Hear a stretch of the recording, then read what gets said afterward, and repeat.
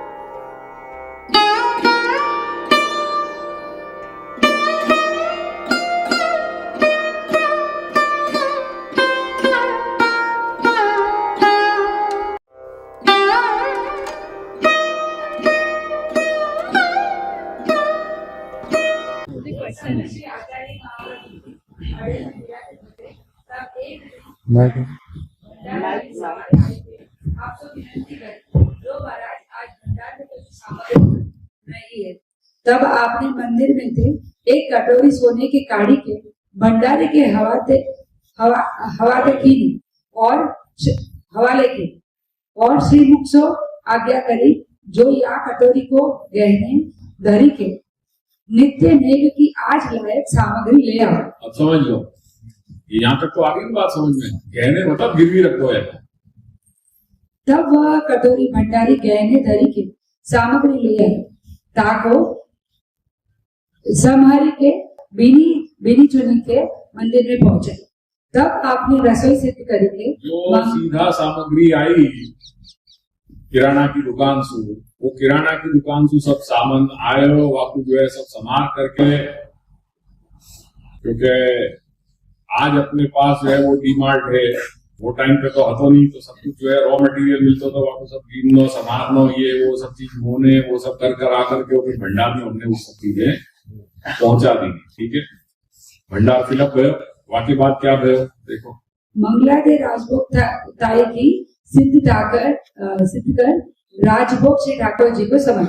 अब वो जब भंडार में सब सामग्री गई, भंडारी ने फिर वो जो है रसोईया को दी, रसोईया ने सब सामग्री बनाई और सामग्री बना करके फिर वो वहां ठाकुर जी की सेवा से महाप्रभु ने जो है सवेरे शुरू मंगलासु जो है दूसरे दिन मंगलासु और राजभोग तक की सेवा पहुंच गई। फिर पाछे भोग सराय के आरती करके अनुसर करेंगे, वह सब प्रसाद गायन को खवायो, कुछ श्री यमुना जी में बहायो, आप भूखे ही बैठे रहे। अब ये दो चीज भाई कि जब पूरी सेवा हो गई, सेवा होने के बाद जो ठाकुर जी को प्रसाद है तो वो प्रसाद दो जगह वाको विनियोग वाको किए। एक तो गायन को सब खवा दी दो और बाकी की जो बची कुची थी वो श्री यमुना जी में पधरा दी, कुछ भी रखे हो नहीं। और फिर वो सब जब हो गया क्रमवा के बाद अपने जो है वो बैठक में आए, फिर उत्थापन को समय भयो। इतने ही में वासुदेव दास छकड़ा सीनन के आए ताने आपको दंडवत प्रणाम किया और जो सेनन वैष्णव ने 30 मोहर आप श्री के महाप्रभु जी की भेंट पठाई थी, सो आपके आगे धरी के उनकी ओर की साष्टांग दंडवत कर। अब वो आए, वासुदेव छकड़ा आए, जब श्री महाप्रभु जो है बीच में समय हतो, वासुदेव दास छकड़ा आए और भी 2-3 वैष्णव उनके साथ थे, सिंहनद होते हुए आए। वहां के वैष्णव ने श्री महाप्रभु की भेंट पठाई। कौन की भेंट पठाई? कौन की पठाई? कौन की गई? ठाकुर जी की लिखी है, महाप्रभु की लिखी है, फिर वजह नहीं सुनाई दी।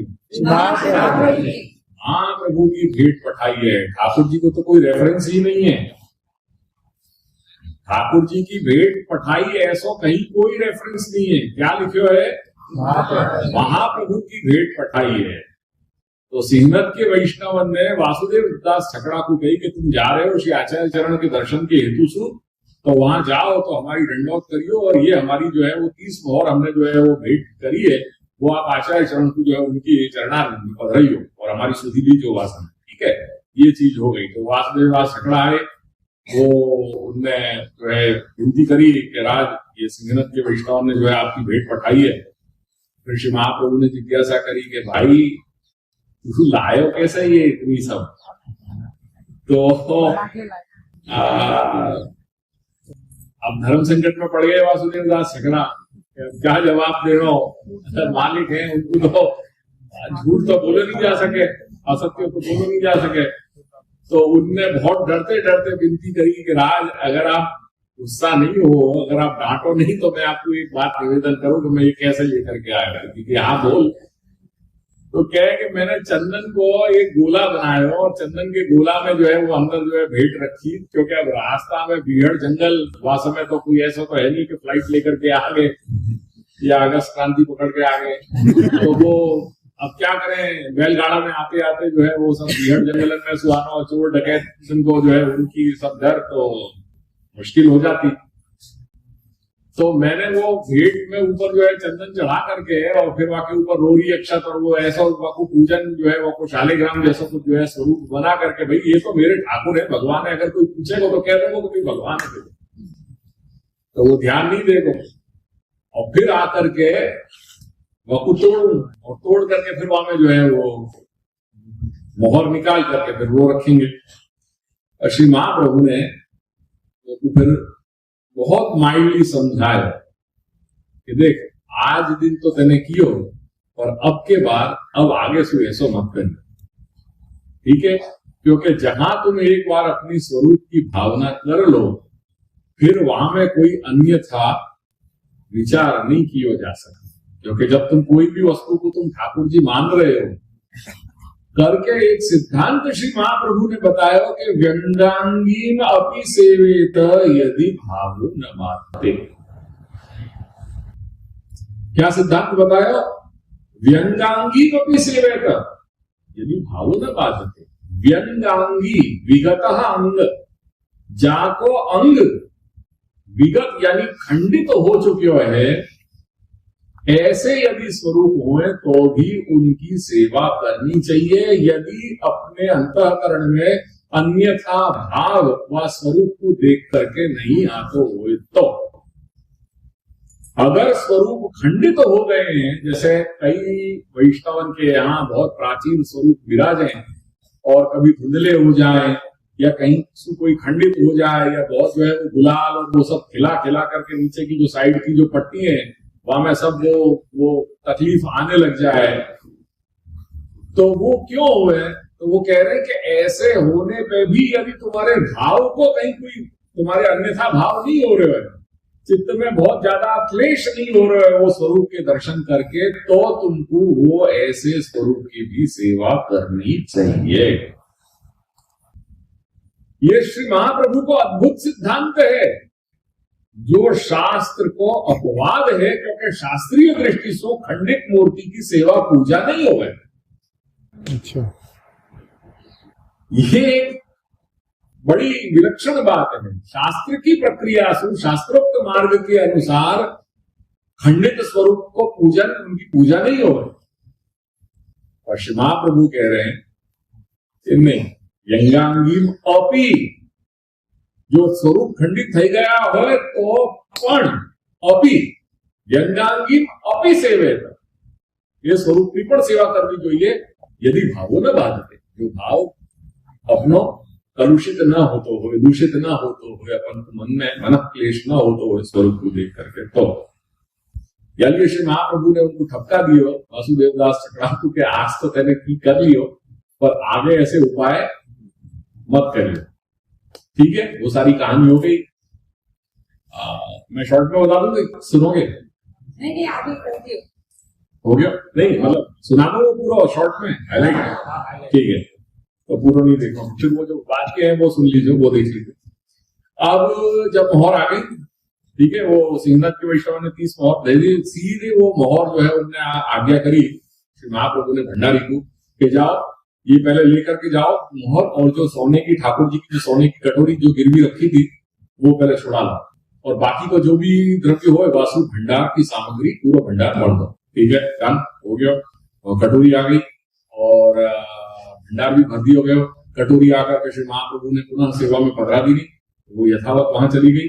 और वाके बाद फिर जो सब सामग्री बनी फिर दूसरे दिन शाम को जो है वो उत्थापन से लेकर के शयन पर्यंत सब सेवा एक साथ पहुंची, और एक साथ पहुंचने के बाद दूसरे दिन की सेवा हुई। दूसरे दिन जब आप भोजन आरोग लिए, सब कुछ हो गया, सेवा को क्रम हो गया, और फिर बात की बात में अपने आरोप करके, और जब शांति से अपने जो है वो बैठक में विराजे और अपने अंतरंग भक्त जब सन्मुख भय, तब उनमें से कोई ने जिज्ञासा करी कि राज, कल क्या कारण है तो कि आप सब कुछ सेवा से निवृत्त होने के बाद आपने सारी सामग्री जो है वो गायन को खवा दी और बाकी की जो है वो यमुना जी में पधरावे की कही, और आप सपरिवार भूखे विराजे रहे, आपने कुछ भी कल ग्रहण नहीं किया, आपको कारण क्या है?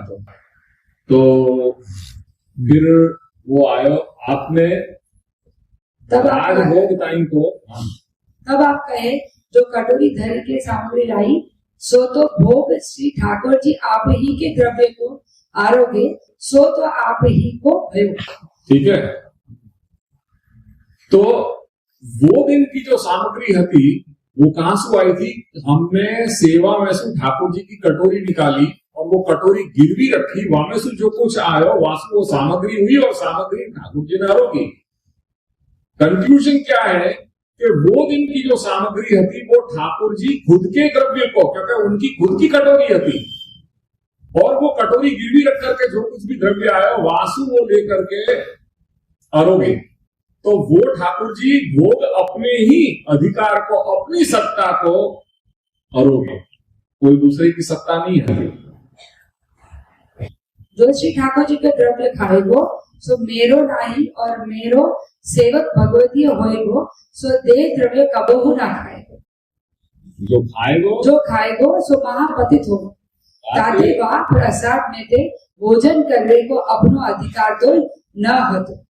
वाकई ये गोवान को खवायो और श्री यमुना जी में पधरा। ये सिद्धांत श्री महाप्रभु ने आज्ञा है, ये देव द्रव्य को सिद्धांत है, और प्रसाद की और देव द्रव्य के बीच में जो तफावत है वो ये, यानी ये जहां जहां ठाकुर जी के नाम पे द्रव्य लियो जा रहे हो, दियो जा रहे हो, और वाकई एक्सचेंज में अगर आप एक बीड़ी भी ले रहे हो या कणिका भी महाप्रसाद ले रहे हो, वो कहने को महाप्रसाद है, बाकी वो शुद्ध देव द्रव्य है, वो अपने से लियो ही नहीं जाए, अपन ले ही नहीं सके, वो अपन महापातकी हो जाएंगे, बहुत बड़ा अपराध कर बैठेंगे। कि ये मेरे घर की बात है, मैं या चतुर्थ घर का श्री दादाजी की कृपा से पीठाधीश्वर आचार्य गुरु हूँ, मेरी यहाँ पे अधिकार है या आज्ञा के रूप में मेरे सृष्टि को करके सेवक वैष्णव को ये जरूर ध्यान रखना चाहिए कि वो एक तो कहीं पे भी जहां जहां आचार्य ग्रह रूप मंदिर विराज रहे हैं, सबसे पहली बात समझ लो कि अपने सृष्टि में जो श्री गोकुलेश के सेवक वैष्णव अनुयायी हैं, खेड़ा जिला, साबरकांठा जिला, अरवली, पंचमहाल, ये यहाँ जितने भी अपने जो सब मंदिर हैं, गोकुलनाथ जी के मंदिर जो कहे जाए, एक तो अपने पूर्वज ने बड़े ने वो आचार्य ग्रह रूप के रूप में स्वरूप में उन मंदिरों की स्थापना करी, जाको इतिहास बेटा यथार्थ नाम की जो पुस्तक है, सिद्धांत दृष्टि और पुष्टि मार्ग में आप में ताजी ने ये चीज को क्लियर करके रखे हुए कि वो क्या भावना से अपने यहाँ क्रिएट करेंगे। और इन जो अपने स्थान है वहां स्थान पे जाकर के यदि आप ठाकुर जी के निमित्त से आपने भेंट कर देंगे तो वो शुद्ध देव हो गया। क्यों? क्योंकि टेक्निकली मानसिक रूप से आप ठाकुर जी को ध्येय में रख करके, लक्ष्य में रख करके क्या कर रहे हो? भेंट।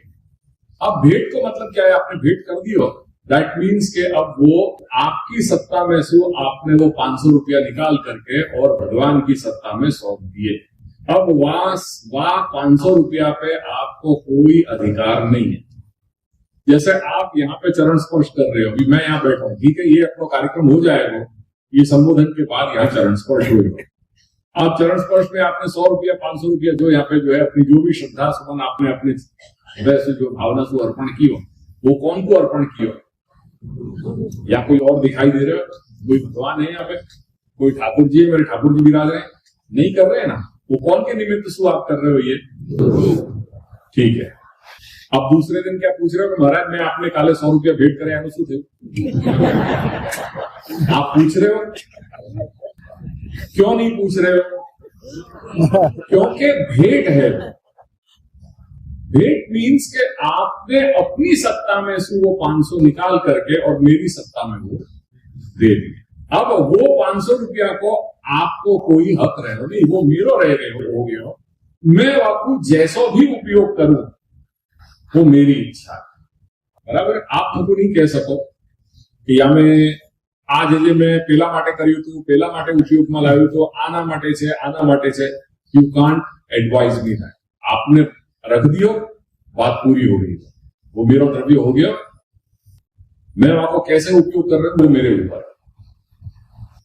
अपन शादी ब्याह में या अपने मित्रों के यहाँ जब भी उनको अपन कोई प्रसंग पे जाकर के कोई भेंट दे रहे हैं तो दूसरे दिन पूछ रहे हैं कि भाई मैंने तो तेरे एनिवर्सरी पे एक वो घड़ी गिफ्ट करी थी यार, वापस देने मेरे को। नहीं करते, एक सामाजिक व्यवस्था है, एक प्रोटोकॉल है, अपन यह चीज को फॉलो कर रहे हैं, सभी कर रहे हैं। बस यही चीज है। जब आपने ठाकुर जी को भेंट कर दी तो आप सामने से ले क्या रहे हो, मांग क्या रहे हो? आप क्या मांग रहे हो? आप जब आपने ठाकुर जी को 500 रुपया आपने लिखा दिए वहां पे काउंटर पे, ठीक है, कार्यालय में मंदिर के आपने कि भाई हमारा 500 रुपया ठाकुर जी ने भेंट, डन हो गया, खत्म, नेकी कर कुएं में डाल, फिनिश। आपको कुछ एक्सपेक्ट करना ही नहीं है बाद में, आप कुछ एक्सपेक्ट कर ही नहीं सको। अगर एक्सपेक्ट कर रहे हो बात खत्म होगा। वो देवद्रव्य के आप चंगुल में आ गए और वहां फिर सीधे श्री महाप्रभु के वो रूल अप्लाई हो जाएंगे, जो देव द्रव्य खाएगो सो मेरो कबहू न कहाएगो, महापातकी हो जाएगो। ऐसे देव द्रव्य खाने वाले के साथ स्पष्ट कह रहे हैं कि वो पहरे कपड़ा अगर वाको स्पर्श होए तो अपन को पहरे कपड़ा नहाना चाहिए और कंठी बदलनी चाहिए। फिर तो ये परिस्थिति आएगी कि एवरीडे अपन को जो है 365 जो है वो कंठी घर में रखनी पड़ेगी, क्योंकि अपन जाएंगे, हर जगह जाएंगे, मंदिर में जाएंगे, कहीं पर भी जाएंगे, वहां हर व्यक्ति अपन कुमार रूप में मिल रहे हैं और ये परिस्थिति आएगी। तो बड़ी गंभीर परिस्थिति है, आप समझो यार।